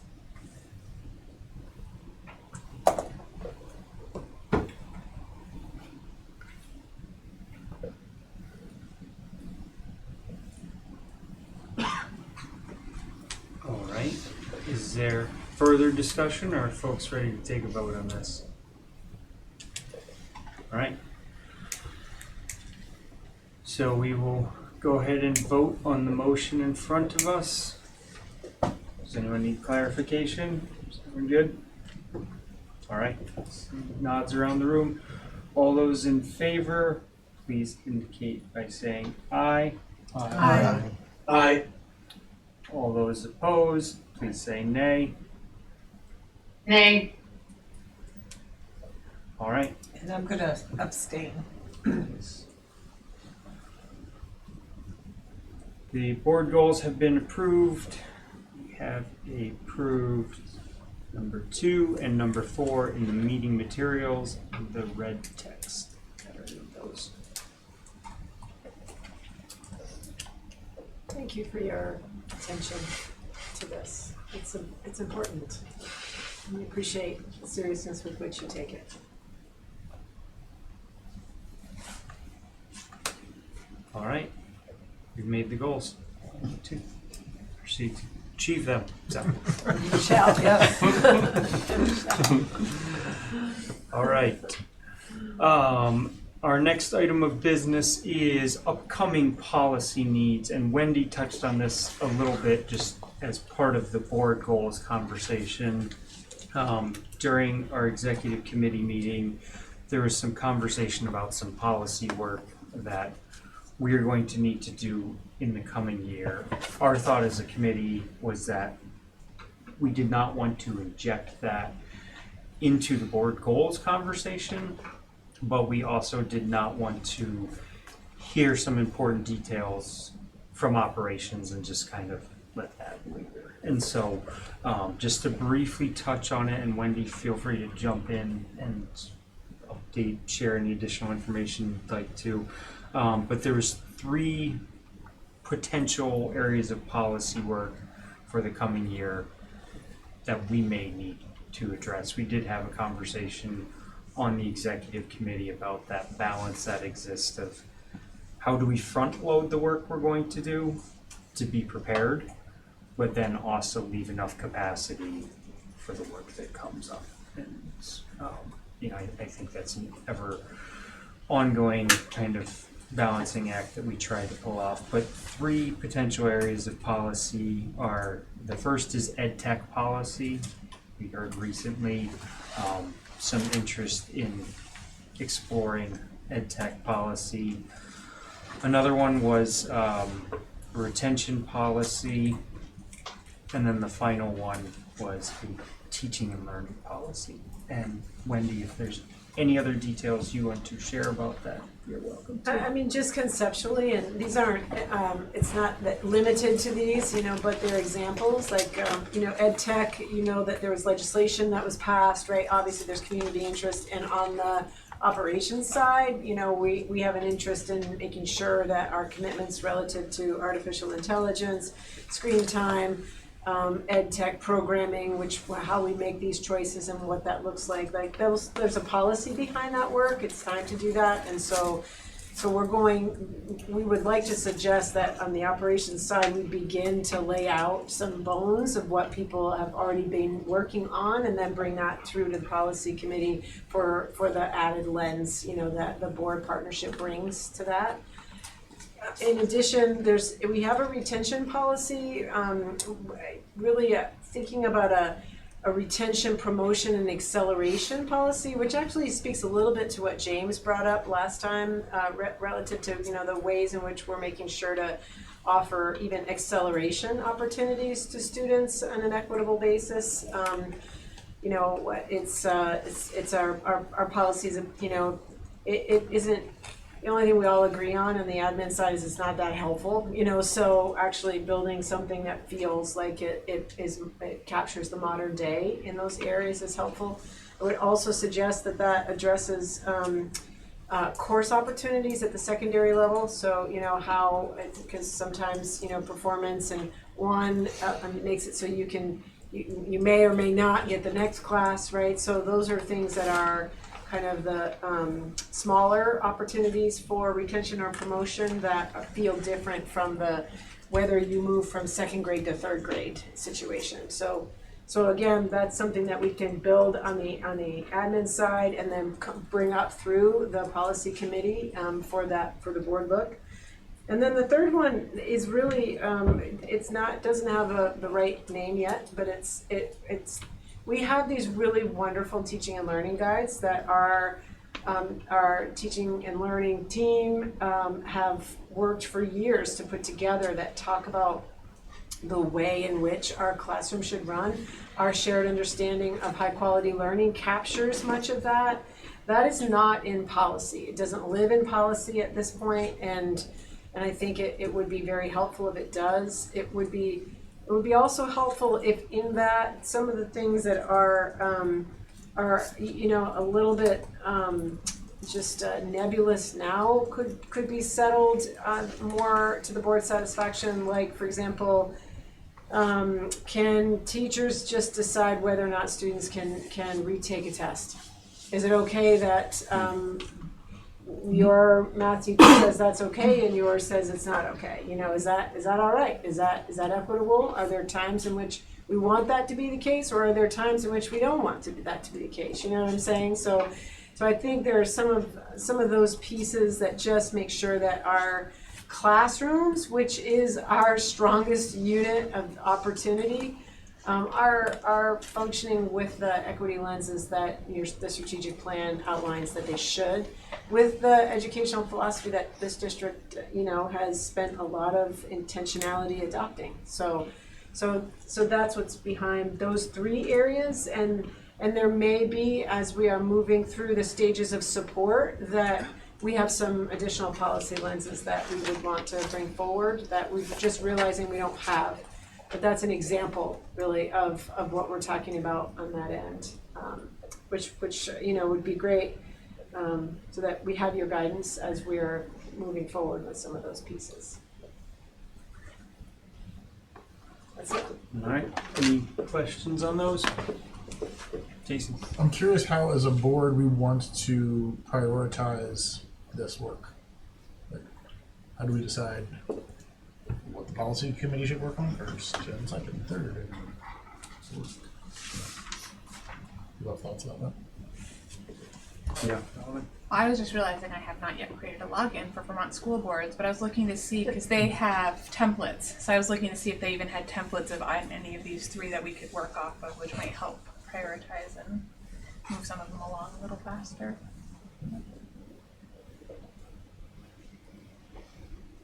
Jamie, sorry. I just have I think Jason asked a good question. In the past, the board has been like, this committee should work on this. Sort of assigned us a task around C30 or D6, those were things. And that's obviously one way to do it. I will say that the ed tech policy discussion is on our agenda for tomorrow. And then the D2 policy about retention would be up for review this summer. As we sort of audit the policies that we sometimes do in the summer. So it's sort of in the general works, but if the board thinks that, just take the ed tech thing as an example, if this is like, we need a policy by October or whatever, then tell us to do it. That kind of thing. I don't know about, it doesn't seem like there's that specificity around that except for the legislation. I don't really know how we interact with the legislation exactly. Yeah, we will also have a chronic absenteeism policy that will come out, from the agency of ed. I think the important thing about the 3 areas that I mentioned, for example, or anything like that, is that we would want to engage employees in that discussion because they have expertise, and so I think one thing I might recommend is that policies that relate to your board goals are prioritized by the policy committee. So that way, that's just helping you achieve your goals, whatever those may be, as we go. But it might be a little bit hard in terms of timing because these academic policies would be, they take in a large swath, and I think getting parental input on some of these things too would be important. So okay. I would be thrilled if we had made some significant progress in these areas by spring, and we just work at that together in that way. Jamie and I think Laura's, earned at least a deputy seat at the table, but, we usually meet over the summer and look at the ones that are out of date and need to be revised and bring to you a whole swath, to make sure that those are up to date and then, have some other, highlighted areas. And if you don't mind prioritizing, you have the flagpole policy that's left over from past pieces, and that's something that you've made progress on. So if the academic policies then could be the next area beyond what's routinely required, that would be really wonderful. All right, is there any further conversation on this? All right. Well, thank you everyone for taking the time to think about the year ahead. And like I said, I think if we can strike a balance between planning for the work we need to do, but then also being prepared to be a bit nimble so that if operations approaches us with a specific need or anything, just that we can react to that. So. All right, well, that brings me to the last item that I have, which is the Shoreham board seat. Before we get into that seat when it's empty, I do want to acknowledge that seat is still filled by Barb. And Thank you. this is Barb's last meeting, I believe. Yes. Hopefully I have that correct. And I just wanted to say thank you to you for all your time and effort. For those of us that are on the newer end of the board spectrum, I think 5 years that is a lot of time and effort and dedication to this work. And thank you for all you've done. Certainly in the board chair role, you left some big shoes to fill. Thank you so much. And yeah, there is a card for you that is right there. We also had some board members that brought in some treats, and I don't know if there's other board members that would like to say anything at the moment. Jason. I'll just say thank you for your leadership, and that is not to be consumed on school property. But do not. Is it French? It is French, and it's a cultural study that you should do before you go. Okay. After leaving the parking lot. After leaving the parking lot. Thank you so much. Yes. Yeah, Mary. Yeah, I just want to extend gratitude for all your hard work and partnership, especially in filling the superintendent position. That was a long road for the two of us in particular. So Yes. just really appreciate your partnership and your friendship as well along the way. Thank you so much. Yeah. I would like to. Yeah, by all means, you can have the thank floor. you. Okay, thank you. I'm gonna cry. This is, it's been a very challenging 5.5 years almost, but it's been one of the more rewarding things that I've ever done. And I'm gonna miss it a lot, and to really see the impact that a functioning board can have and student outcomes and that kind of thing, and to kind of see us having moved in that direction, I'm really proud of us. I really am, and I really do miss it, and I will miss it, and I just feel honored that I was able to, thank you. I just feel honored that I was able to, who knew, back when I joined the board, that I would be out of the school board, right? And it was just great. So one thing I would like folks, I brought in some jam and I have fruit in my freezer. And so before we got too crazy busy, I made some more jam, and so please take some. There's a few different kinds there. I dropped some off at the district office as well last week or whenever. And I will just remember this board so fondly. And I wish you all the best. And I know you have some heavy work to do. And but you guys are capable, and you'll do it, and you'll do it well. So thank you so very much. Yeah, thank you. All right. So talking about the Shoreham board seat, Yes. once it is empty, we heard tonight from one individual that is interested in the seat, and so as far as next steps, we are planning to schedule a meeting for July 20th to fill that vacated seat. We have 30 days to do that. Barb's resignation from the board becomes effective July 1st, and so we have basically until the end of July to fill that seat. And we will be doing that, the meeting on the 20th. Belatedly, I got Jess some language for the summer newsletter today, belatedly. And in that language, I have asked people who are interested in filling the vacant seat to express that interest to me by July 17th. My plan is to share all of that interest that I receive with all of you, and so that when we come together on the 20th, what I'm envisioning is that we will follow the same process that we did with the Middlebury seats, that were open, Middlebury and Bridgeport seats. And I'm envisioning that we will probably give candidates some time to kind of give us a brief statement, maybe a few questions for those folks, and then we will have to make a decision that night. Due to the summer break, we won't have the ability to schedule another meeting, and so we need to make that happen on the 20th. If we go past that 30-day timeline, then we basically need to wait until the next election, is how I understand it. So is that clear? Any questions about filling that seat?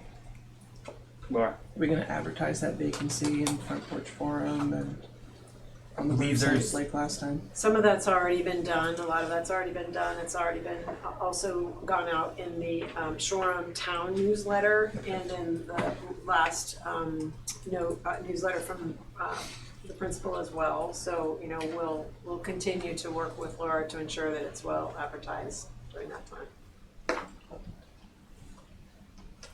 Jess? And when people reach out, you're gonna invite them to that July 20th? Correct. Okay, cool.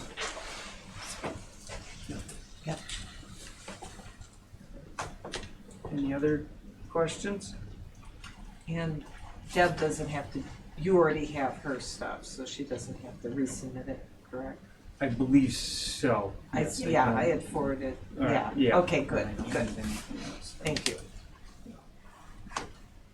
All right, well, I think with that, we will move on to committee updates, and I will turn that over to you, Jess, first for a C&E update. Great. So the C&E committee, since our last update, we've really just been up to the newsletter, which now that I have all the pieces of it, I'm gonna, right after this meeting, send the full draft to you all, and if you could let me know if you have any feedback by tomorrow, that would be great, because then I can get it to Emily and it can get out into the world sooner rather than later.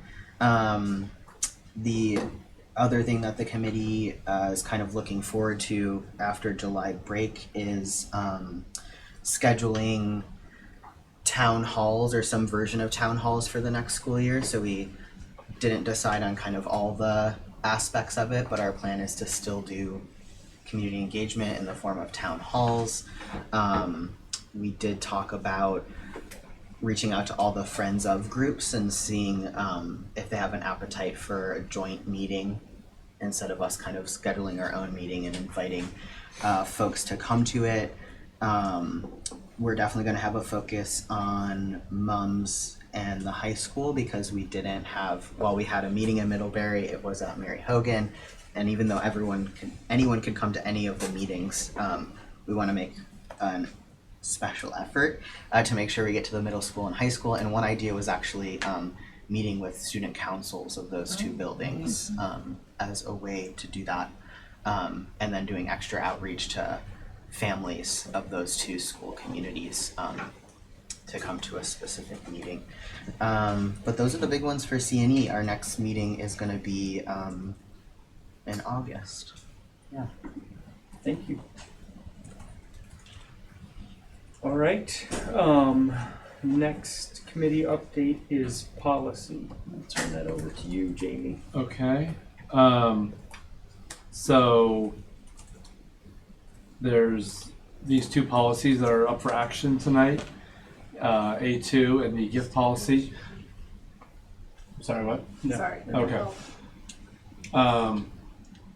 A2, just as a remember, was just sort of a very quick update about how we assign people to committees and making sure that is in line with what we do, which, you know, shouldn't pose that many questions. The gift policy, so I have a question about this. I guess I was a little surprised to see this on our agenda tonight, just because I did not update it since our last meeting, because we have not had a policy committee meeting since then. We were supposed to, but we canceled it. And because people couldn't make it. And we're meeting tomorrow, which this is on the agenda. So I don't know what the right thing to do is, to be honest. Like, if people think that if people feel we did not raise any real substantive issues that need to be a thing, then we can move forward. But if not, then we should give it another time. My memory, I suppose, was that we did propose things that should be at least written down so that we can see them before we vote on it. I guess. I don't know. What do policy people think?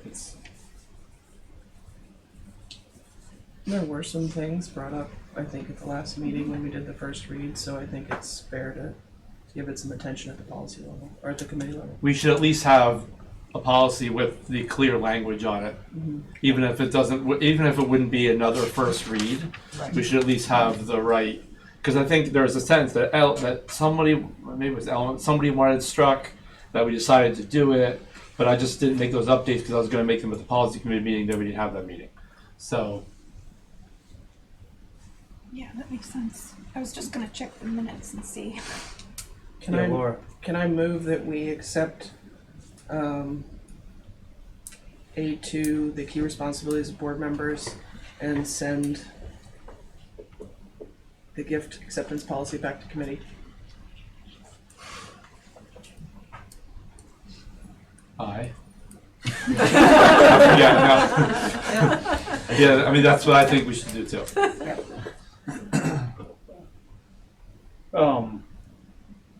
Do we need to take a formal vote on that? Yes, All right. because Well, for you're A2 you do. approving For A2 A2, and yeah. sending the other back in one motion, so yeah. Okay. All right. Yeah. Right. So is there any further discussion of the motion that Laura made? Could you just restate that? I propose that we accept A2, key responsibilities of board members, as presented in the materials tonight, and also send the gift acceptance policy back to committee for further revisions. All right. Is there any more discussion? All right. Steve Orzich, I see you're unmuted. I don't see a hand, but I don't know if you wanted to weigh in. Oh, no, I was just getting ready for the vote. All right. Just didn't want to have to vote before the discussion. So, all right. So, seeing there is no more discussion, please indicate if you are in favor by saying aye. Aye. Aye. If you're opposed, please say nay. All right. The motion is approved.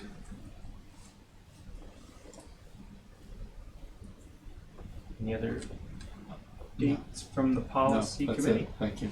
All right. Next, we are on to the finance committee. Jess. Oh, great. So the presentation you saw today was what we've been getting on the finance committee. Come fall, that's when we're going to be digging into budget work. And like Dr. Baker said, when we're kind of have more substantive numbers to look at and share with you all. So that's really it for an update. I will put a plug in that last month I sent around a sign up for everyone for bill paying every other week that happens. And some people signed up. Thank you so much. Come July, we don't have anyone signed up. So I'm going to recirculate it so people can keep signing up. But that, it's an interesting thing to learn. I think if you have the capacity, it's worth learning how to do, and then also if we're ever in a pinch, more people know how to do it. So it doesn't hurt. And for new board members, so typically over the summer, because you're not meeting, then the folks who review the bills will continue to review the bills, and administration will pay them up, as accordingly. And then when you get your first meeting again, then you have a big long list, of warrants that relates to all the summer activity. That's it for finance. All right. Thank you. Next, we're on to facilities. Jason. Same joint meeting last week to review the yield bill presentation, and that is it. We won't meet again probably until September. All right. Thank you. Next is student outcomes. Ellen.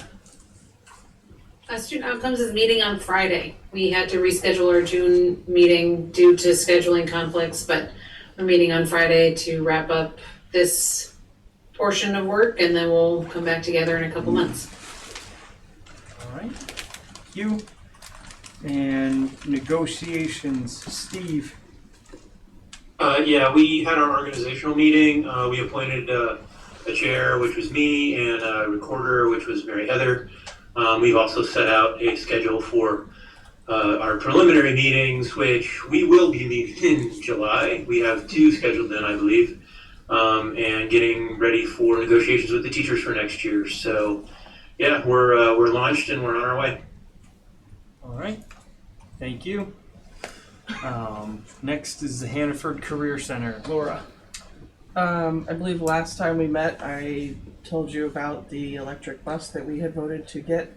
That is not going to work out, unfortunately. So, turns out it's hard to get that size bus into the Maple lot. Or the Maplewood lot. So, that is not happening. We did get a good donation of steel from Hazlitt up in Colchester, I think it was. Appointed some folks to be part of the CISA committee, and also the Dr. McTavish to serve on the same superintendent level 1 as well, and signed the same type of line of credit, or approved the same line of credit type thing, smaller number obviously, but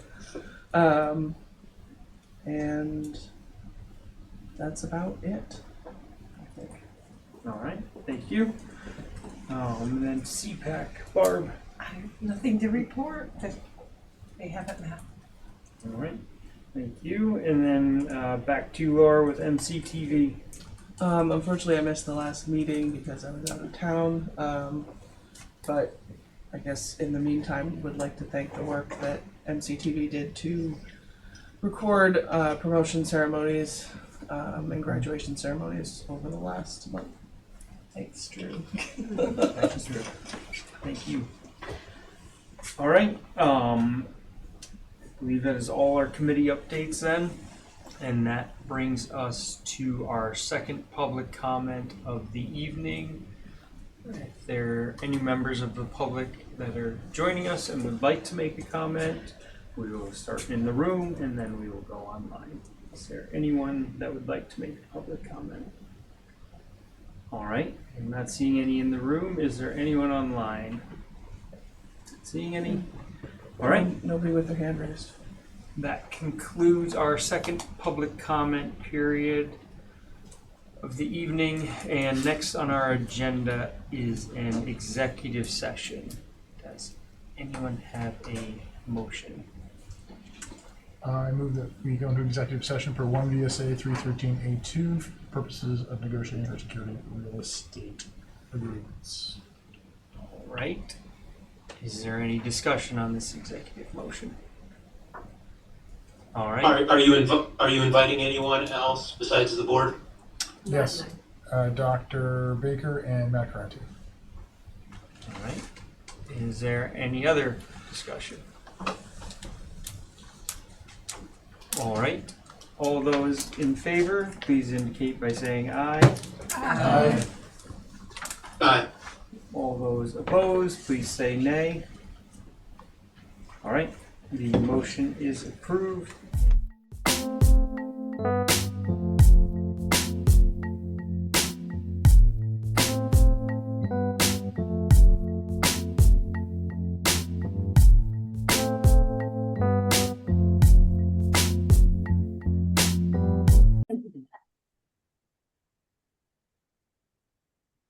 Okay, at this point, I would like a motion Yeah, they're there.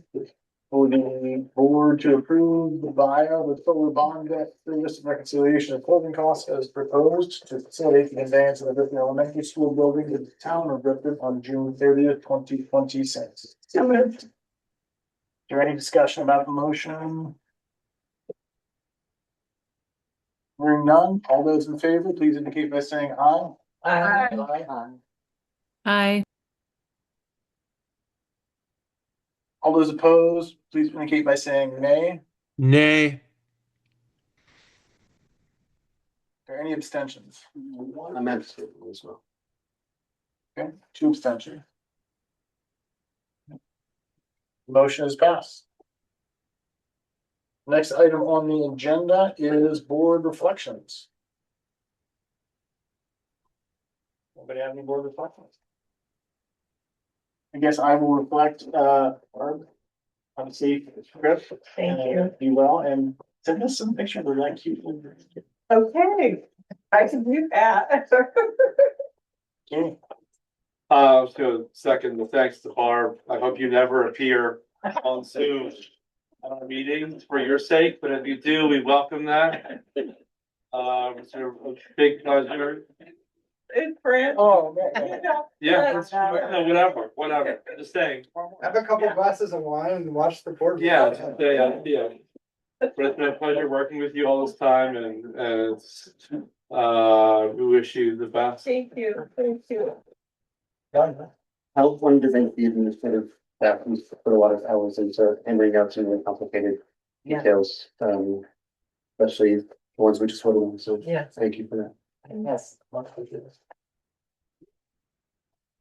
Other reflections? Please take a jar of jam. Oh. You're doing me a favor, please. It can't go to France. All right, so entertain a motion to adjourn at 9:17. So moved. So moved. Thank you all.